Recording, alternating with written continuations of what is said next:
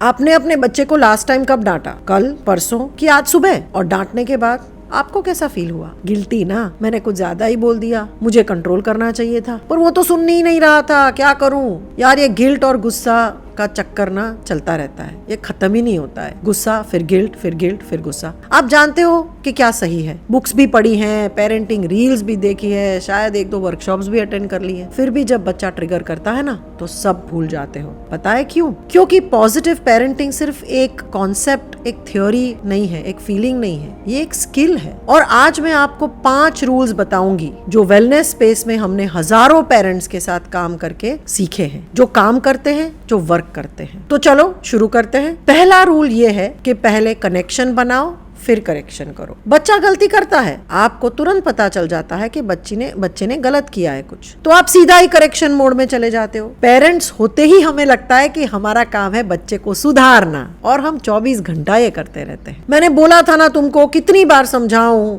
पर यहाँ प्रॉब्लम ये है कि बच्चा ऑलरेडी अपसेट है या डिफेंसिव है, तो उसका ब्रेन उस समय सोचने की पोजीशन में होता ही नहीं है। बच्चा रिएक्ट कर रहा है, बच्चा रीजन नहीं कर रहा है। रिएक्शन वाला ब्रेन का पॉइंट और रीजनिंग वाला ब्रेन का सेक्शन अलग होता है। तो पहले आपको उसकी फीलिंग्स समझनी पड़ेगी। आप बोल सकते हो कि लगता है हाँ तुझे अभी बुरा लगा है, मैं देख रही हूँ कि तुझे बहुत गुस्सा आया है, तू अभी अपसेट हो गई है। जो भी बच्चा फील कर रहा है आप उसको एक लेबल दीजिए, आप उसे समझ रहे हो ऐसा फील कराइए, तभी वो आपकी बात सुनने के लिए रेडी होगा। एक केस है, हमारे सेंटर पे आए थे एक माँ जो बहुत फ्रस्ट्रेटेड थी। उसका 7 साल का बेटा होमवर्क ही नहीं कर रहा था, रोज लड़ाई होती थी, माँ चिल्लाती थी, बेटा रोता था, और फिर ये सब नाटक करके समाव होमवर्क हो जाता था। हमने माँ को एक सिंपल चीज सिखाई कि होमवर्क का टॉपिक छोड़ो, पहले बच्चे के साथ कनेक्शन बनाओ। होमवर्क के अलावा बाकी सब बातें करो। स्कूल कैसा रहा, क्या खाया, ब्रेक में क्या किया, कौन सी चीज आपको स्कूल में अच्छी लगी, बस 5-10 मिनट कनेक्शन बनाओ। फिर जब आप होमवर्क का टॉपिक निकलते हो तो माँ ने बोला कि मुझे पता है कि होमवर्क बोरिंग लगता है, मुझे पता है, मुझे भी नहीं अच्छा लगता था होमवर्क, पर एक काम करते, हम 15 मिनट में खत्म कर लेते, फिर हम दोनों साथ में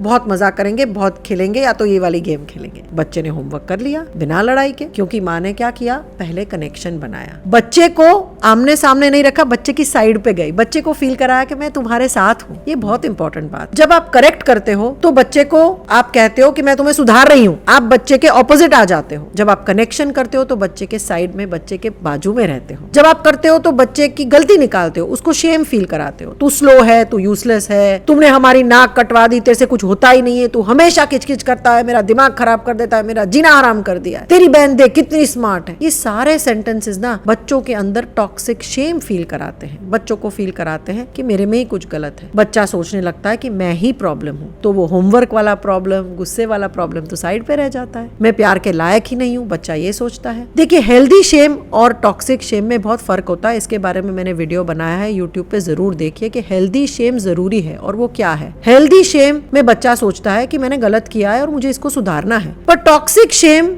में बच्चा ये सोचता है कि मैं ही गलत हूँ, आई एम द प्रॉब्लम। तो ये वीडियो जरूर देखिए डिटेल में, मैंने ये दोनों चीजों का फर्क समझाया है। ये फर्क समझना बहुत जरूरी है। एक और टिप, 80-20 वाला रूल फॉलो करना है। 80% समय आपको कनेक्शन में लगाना है और 20% ही करेक्शन में। अगर आप बच्चे के साथ 10 घंटा बिताते हो तो उसमें से 2 घंटा करेक्शन, 8 घंटा कनेक्शन। अगर आप रोज 10 चीजें करेक्ट कर रहे हो तो बच्चा सुनेगा ही नहीं, उसमें से एक भी चीज नहीं करेगा। पर अगर आप उस 10 में से 2 या 3 चीज जो इंपॉर्टेंट है वो आप बार बार दोहराते हो और बाकी 8 चीजें आप रहने देते हो, आप छोड़ देते हो, तो बच्चा वो 2-3 चीज जरूर सुनेगा। दूसरा रूल ये है कि एंगेज करो, गुस्सा मत करो। बच्चा अगर टैंट्रम थ्रो कर रहा है, जिद कर रहा है, उसको चॉकलेट चाहिए, उसको फोन चाहिए, उसको स्कूल नहीं जाना, आप भी थक गए हो, दिन भर से आपका काम है, बिजी हो, घर में शायद काम वाली बाई नहीं आई है, डबल काम है, आपकी भी पेशेंस खत्म हो गई है और अब ये ड्रामा शुरू हो रहा है, तो क्या होता है, आप भी चिल्ला देते हो, धमकी दे देते हो, क्योंकि वो शॉर्टकट है। आप कहते हो चुप हो जा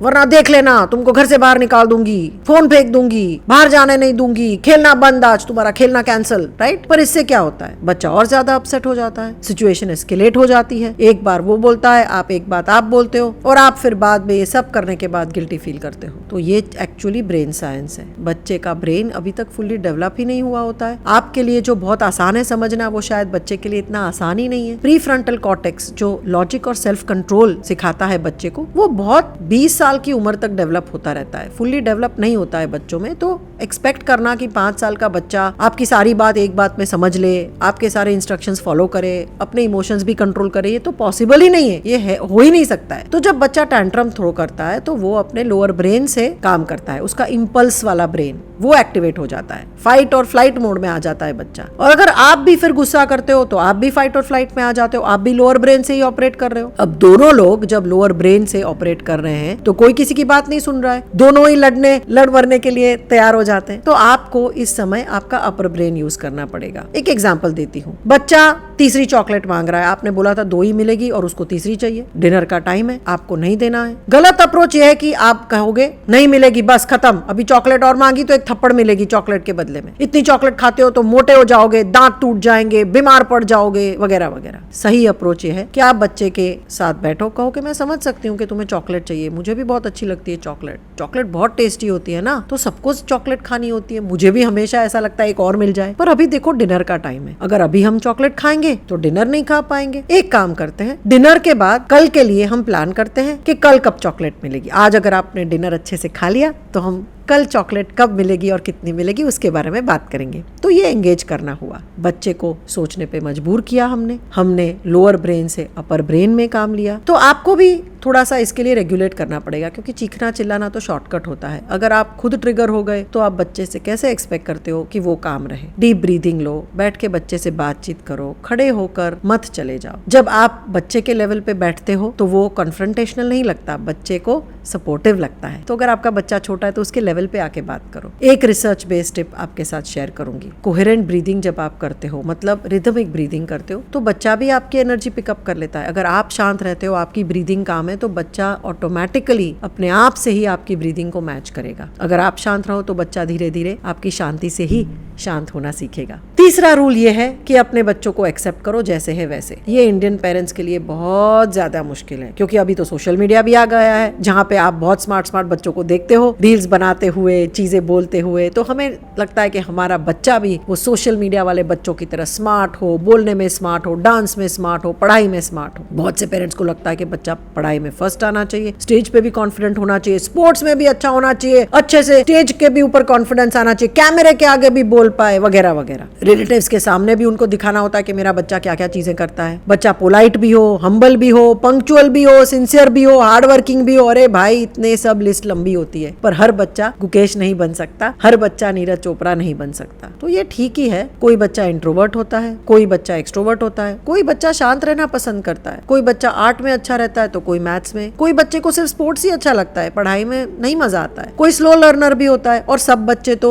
हर चीज में एक्सपर्ट नहीं होते, सब बच्चे एक चीज में भी एक्सपर्ट नहीं होते, कई बार बच्चे एवरेज होते हैं। कोई बच्चा स्टेज पे नहीं जाना चाहता, कोई बच्चा सिर्फ शांति से दूसरों के लिए तालियां बजाना चाहता है। तो ये सब कुछ ठीक है, हम क्या कर सकते हैं, कंपेयर मत कीजिए। देख शर्मा जी का बेटा कितना स्मार्ट है, तेरी बहन कितना पढ़ रही है, टीचर कितनी तारीफ करते हैं, और तुम तो नाक कटवा के आते हो, तुझे कुछ नहीं आता, तू तो बस पूरा दिन खेलता रहता है, तेरी ही कंप्लेन आती है स्कूल से और किसी की तो नहीं आती, वगैरह वगैरह। तो ये कंपैरिजन बच्चों के सेल्फ वर्थ को बिल्कुल खत्म कर देता है। कंपैरिजन से बच्चा कुछ सीखता नहीं है, ना ही बच्चे को मोटिवेशन मिलता है। कंपैरिजन से बच्चा और भी नीचे चला जाता है। मैं मेरी और अपनी बहन की स्टोरी शेयर करूंगी, जो मैंने उसके साथ पॉडकास्ट किया, उसमें बहुत सुंदर तरीके से उसने भी खुद शेयर किया है। मैं हमेशा स्कूल में टॉपर थी, टीचर्स हमेशा मेरी तारीफ करते थे, टीचर्स की फेवरेट थी क्योंकि मैं पढ़ाई में भी काफी अच्छी थी, गुड गर्ल थी। अब मेरी बहन एवरेज थी, कुछ सब्जेक्ट में तो फेल भी होती रहती थी। तो घर में हमेशा कंपैरिजन, घर भी क्या टीचर्स भी कंपेयर करते थे कि अरे तुम्हारी बहन देखो कितनी स्मार्ट है, तुम ही कुछ नहीं कर पाती हो,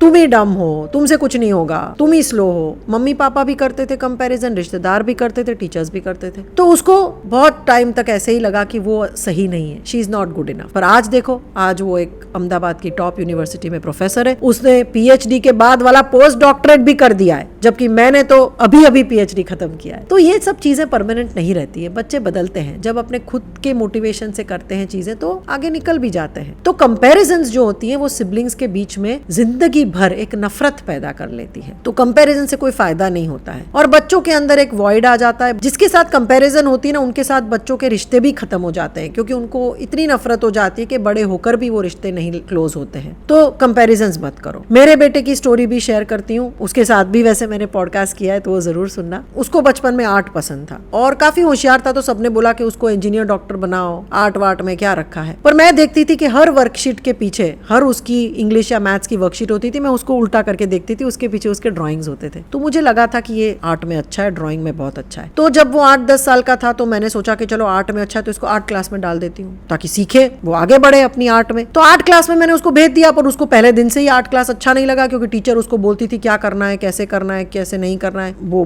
बोलता था कि मुझे आर्ट क्लास में जाना ही नहीं है। तो मैं समझ गई कि बच्चे को अपने तरीके से जो पसंद है वो करने दो। तो मैंने एक्सेप्ट कर लिया और उसका आर्ट क्लास बंद करवा दिया। जब वो खुद 17 साल का हुआ, उसने कैरियर चूज किया कि उसको डिजाइनिंग में जाना है, प्रोडक्ट डिजाइन करना है, तब खुद उसने क्लासेस ढूंढे जहां पे वो अच्छी तरीके से वो टेक्निक्स और एक स्ट्रक्चर्ड तरीके से अपने आर्ट को डेवलप करे। पर वो अपनी मर्जी से जब उसने कहा कि अब मुझे क्लास भरने, तभी मैंने उसको क्लास भरवा दिए। और मैंने देखा कि ये क्लासेस में ना भेजने से वो बाकी बच्चों से बहुत ज्यादा क्रिएटिव भी हो गया। तो आज वो एक टॉप डिजाइन स्कूल में पढ़ता है और बहुत अच्छा कर रहा है और उसकी क्रिएटिविटी भी बहुत कायम है, क्योंकि छोटे उम्र में उसको फोर्स नहीं किया हमने कुछ भी करने के लिए। वो अच्छा भी था आर्ट में, तो भी हमने उसको फोर्स नहीं किया। तो शायद इसकी वजह से आज ये रिजल्ट है। तो मैं कहती हूँ कि बच्चों को स्पेस दो। जब बच्चा थोड़ी भी चीज में इंटरेस्ट दिखाता है और हम उसको क्लासेस में डाल देते, तो उसका इंटरेस्ट ही खत्म हो जाता है, और इंटरेस्ट खत्म हो जाता है तो फिर बच्चा वो फोर्सिबली करता है। तो बच्चे को स्पेस दो, एक्सप्लोर करने दो, हर चीज में स्ट्रक्चर मत दो। बच्चा डांस कर रहा है तो चलो डांस क्लास में डाल दो, बच्चा गाने में अच्छा है तो गाने में डाल दो। अरे भाई, हर चीज में मास्टरी जरूरी नहीं है। कई बार बच्चा अपनी मजे के लिए डांस कर रहा है, कई बार बच्चा खुद को बहलाने के लिए, खुद को अच्छा फील करने के लिए गाना गाता है। तो प्लीज इस चीज को ज्यादा पुश मत करो। और दूसरा, इंट्रोवर्टेड बच्चों को जबरदस्ती एक्सट्रोवर्टेड मत बनाओ। इंट्रोवर्टेड बच्चे भी कॉन्फिडेंट हो सकते हैं। इंट्रोवर्टेड बच्चों की ही उतनी जरूरत है जितनी एक्सट्रोवर्टेड बच्चों की। हर बच्चा स्टेज पे जाके गाए ऐसा जरूरी नहीं है। कुछ बच्चे ताली बजाने के लिए भी चाहिए। तो हमारा बच्चा अगर इंट्रोवर्टेड है, तो इंट्रोवर्टेड बच्चों की भी बहुत सारी खूबियां हैं जो एक्सट्रोवर्टेड बच्चों में नहीं है। जैसे इंट्रोवर्टेड बच्चे बहुत अटेंशन देते हैं, अच्छी उनकी ऑब्जर्वेशन रहती है, वो सोचने की क्षमता ज्यादा रखते हैं, वो चीजें प्रोसेस ज्यादा करते हैं, वो दूसरों की बात सुनते हैं। तो इंट्रोवर्टेड बच्चों की भी एक अपनी खूबी होती है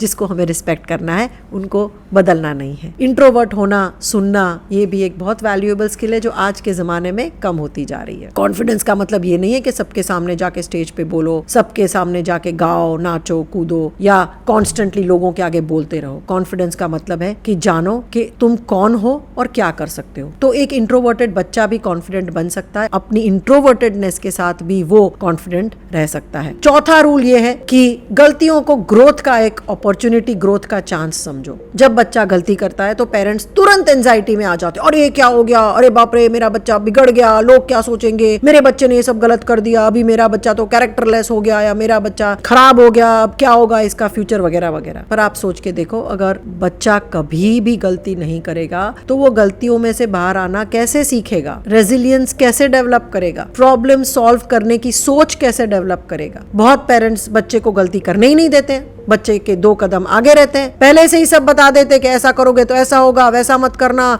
ये इस तरह से करना, उस तरह से मत करना, ऐसा होगा तो ऐसा करेंगे, हमने तो दुनिया देखी है, हमें तो ज्यादा पता है। अरे आपने दुनिया देखी है, आपको पता है, पर बच्चे को तो अभी अपनी दुनिया बनानी है। ये हेलीकॉप्टर पेरेंटिंग से काम नहीं चलेगा। इससे क्या होता है कि बच्चा डिपेंडेंट बन जाता है, हर चीज में वो एक्सपेक्ट करता है कि माँ बाप उसको प्रोटेक्ट करे, माँ बाप उसको वार्न करे। जब मेरा बेटा 9th क्लास में था तो एक बार स्कूल से कॉल आई कि आपके बेटे ने फ्रॉड किया है, उसने अपने एग्जाम में जो मैथ्स में 10 में से 1 मार्क आया था और उसका उसने 7 कर दिया है। तो हमें तो बहुत बुरा लगा। टीचर ने उसको पकड़ लिया और बोला कि ये तो गलत है। तो हमें बुरा इसलिए लगा कि हमें लगा कि यार हम इतने सीधे लोग हैं, हमने कभी कोई चोरी वोरी नहीं की लाइफ में, तो हमारा बच्चा ऐसा कैसे कर सकता है। तो हम स्कूल गए, टीचर को जितना डांटना था हमने टीचर को डांटने दिया, टीचर को बोला कि इसने जो गलती की है इसका परिणाम, इसका कॉन्सिक्वेंसेस इसको भुगतना है। पर हम तब चुप रहे, हमने उसको और भी ज्यादा शेम नहीं फील कराया। मुझे दुख इस बात बात का था कि हमने कभी उसको मारा पीटा नहीं है, मार्क्स का प्रेशर नहीं दिया, तो भी उसने ये चीज क्यों बदली? तो ये सब चीजें दिमाग में चल रही थी, पर हमने कुछ रिएक्शन नहीं दिया, हम शांत रहे।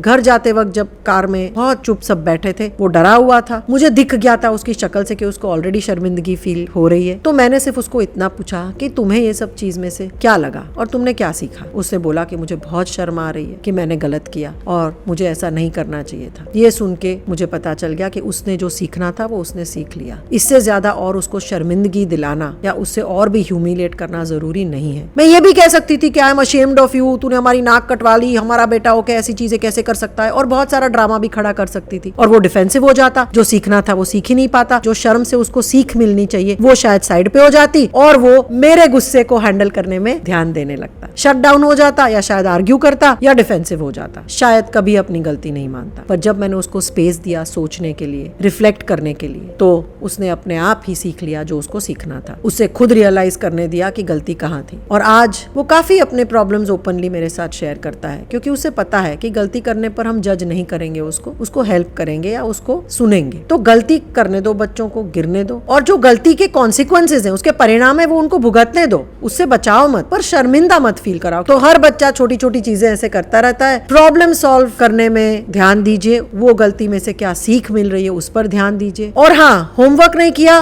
तो फोर्स मत करो, सिर्फ उसको बता दो कि क्या हो सकता है। स्कूल में टीचर्स से डांट खा लेगा, एक दिन डांट खाया तो दूसरे दिन समझ जाएगा कि होमवर्क करके जाना है। एक टीचर की डांट आपके 10 लेक्चर से ज्यादा उसको सीख दे सकती है। 5वां रूल ये है कि बच्चों को उम्र के हिसाब से आजादी दो। बहुत पेरेंट्स के लिए कंट्रोल छोड़ना बहुत मुश्किल है, क्योंकि वो प्रोटेक्टिव हैं, वो बच्चे की भलाई चाहते हैं, बच्चे को दुख या तकलीफ नहीं पहुंचने देते हैं। बच्चा 5 साल का है और अभी भी माँ पीछे पीछे भाग रही है, खाना लेकर, प्लेट लेकर, बेटा एक और रोटी खा लो, बेटा एक और थोड़ी सी सब्जी खा लो। बच्चा खुद क्यों नहीं खाना खा सकता है? ये बहुत कॉमन इंडियन फैमिलीज में देखा है, पर इससे हेल्प नहीं होती है। जब बच्चा खुद खाता है, थोड़ा सा गंदा करेगा, थोड़ा सा गिराएगा, पर खुद खाता है तो उसका पेट भी भरता है, उसका बॉडी भी सीखता है कि खाना कैसे खाते हैं। हाथ गंदे होंगे जरूर, घर गंदा होगा, पर वही प्रोसेस है सीखने का। उसकी मोटर स्किल डेवलप होगी, वो हैंड मूवमेंट सीखेगा, कोऑर्डिनेशन सीखेगा, हैंड माउथ कोऑर्डिनेशन सीखेगा। इससे उसका आत्मविश्वास बढ़ेगा। अगर आप इसको खिलाते हो तो ये सारी प्रोसेस बच्चा नहीं सीख पाता है। कुछ पेरेंट्स ये चाहते हैं कि गंदा ना हो घर साफ रहे, एक ही तरीके से बच्चे को खाना चाहिए। वो ये चाहते हैं कि बच्चा रोटी सब्जी ऐसे मिला के हम लोग की तरह खाए। ऐसा नहीं हो सकता है। कई बार बच्चा अकेली रोटी खाएगा, अकेली सब्जी खाएगा, ठीक है, कोई बात नहीं, खाने दो, बड़ा होगा तो अपने आप सीख जाएगा। कई पेरेंट्स तो बच्चों को फोन दिखा के जबरदस्ती खिलाते हैं। ये सारी टेक्निक्स बहुत प्रॉब्लमैटिक है। जब बच्चा स्क्रीन देख के खाना खाता है तो उसके शरीर को समझ ही नहीं होता कि कब मेरा पेट भर गया है या कब मेरी भूख है या नहीं है, कितना खा रहा है, कितना उसको खाना है, ये समझ ही नहीं आता, क्योंकि उसका पूरा ध्यान टीवी में है। तो इससे आगे जाके बच्चों को ईटिंग डिसऑर्डर्स हो जाते हैं, एडल्ट में बिंज ईटिंग के प्रॉब्लम्स आ जाते हैं। तो अक्सर बचपन में स्क्रीन के सामने जो खाने की आदत है उससे बहुत सारे और इश्यूज आगे जाके खड़े हो सकते हैं। तो बच्चा जितना खाए, गंदा करके खाए, कोई बात नहीं, उसको खुद खाने दो, ताकि उसको समझ में आए कि उसको कैसे खाना है, कितना खाना है, कब खाना स्टॉप करना है। अगर कुछ पेरेंट्स तो डांटते भी रहते हैं कि नहीं खाया तो भूत को आ जाएगा, पुलिस आ जाएगी, पकड़ के ले जाएगी, खाना नहीं आया तो कुत्ता काटेगा वगैरह वगैरह, तो धमकियां देके भी खिलाते हैं या अंधेरे रूम में बंद कर देते हैं। तो ये सब चीजों से